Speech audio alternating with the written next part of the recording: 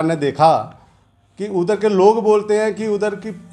21 मरला जो ज़मीन है वो पंचायत घर के लिए डोनेट की गई है और चेयरमैन साहब बोलते हैं कि वो 10 मरले है।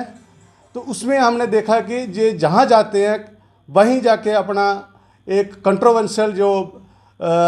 वर्क जो चल रहा होता है उसमें अपनी कंट्रोवर्शियल तैयार कर देते हैं। जैसे कि मैं बताऊं, हमारे नीली नाला पंचायत में सबसे पहला जो मैं जब सरपंच बना और ये सरपंच की इलेक्शन में हारे, और उसमें एक डिग्री कॉलेज नीली नाला जो सत्यपाल मलिक जी के द्वारा बुंजा जो कॉलेज थे उसमें से एक था, उसमें हमने उसको स्टार्ट करने के लिए जब हमने लैंड जो आइडेंटिफाई की थी उसमें स्टार्ट में स्टेट जो लैंड जो थी लगभग 4 की 4.5 कनाल उसमें इनका इंक्रोचमेंट था। तो हमने जब बैक टू विलेज फर्स्ट हुआ तो हमने सबसे पहला यही पॉइंट पिन पॉइंट किया कि इस जो लैंड को है इससे इनसे छुड़ाया जाए और ये जो हमारा जो डिग्री कॉलेज का काम स्टार्ट हो, क्योंकि ये जो लैंड थी वो बिल्कुल फ्रंट में थी और उसके रास्ते से ही आगे जाके हमारा डिग्री कॉलेज बनना था। और हुआ क्या, जिस दिन हमारे बैक टू विलेज के हमारे जो विजिटिंग ऑफिसर थे जैसे जिनका नाम था संतोष कोतवाल जी, उन्होंने विजिट किया और उनके साथ पूरा महकमा था और पूरी पंचायत थी। हम उस स्पॉट पे पहुंचे ही और इन्होंने उसी वक्त अपने कुछ चंद गुंडों के माध्यम से हम पे हमला किया और उस काम पे इन्होंने अडंगा डालने की पूरी कोशिश की, जबकि वो मेरे पास पूरा प्रूफ है। उस टाइम की एक एफआईआर लगी इनके ऊपर, वो डेट थी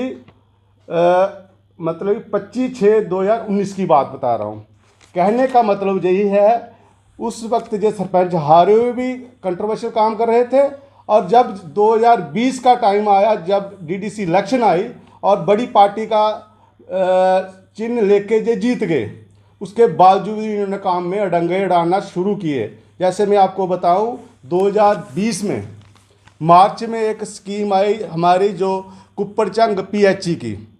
विलेज कुप्पड़चंग और पंचायत नीली नाला 5,82,00,000 की, वो हमने स्टार्ट करवाई 2 पंचायतों ने मिलके, पंचायत नीली नाला और बड़ौला ने, और वो स्कीम अच्छी खासी चल रही थी। जैसे कि हम लास्ट में डीडीसी इलेक्शन हुई और ये चेयरमैन बन गए और उसी वक्त उसी महीने वो स्कीम बंद होती है, वो आज की डेट में ऐसी की तैसी पड़ी है। मैं आपके माध्यम से ये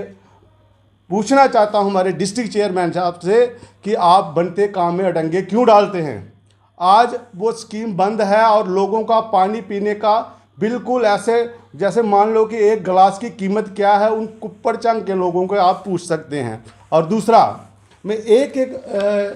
जो विद प्रूफ के साथ आपको ये बताना चाहता हूं, अगर कोई बात इसमें अगर गलत पाई गई हो आप उनसे जाके क्लैरिफिकेशन इसकी ले सकते हैं। जैसे कि अभी लास्ट में हमारा एक पीआरआई कैपेक्स बजट का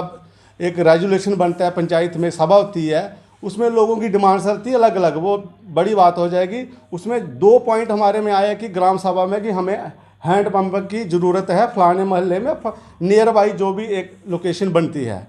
तो मैंने रेजुलेशन डलवा दिया सेक्रेटरी पंचायत और पूरी पंचायत ने।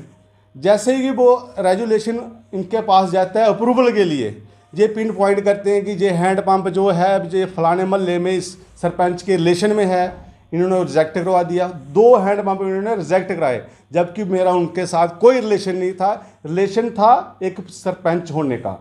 और उनको ज़रूरत थी।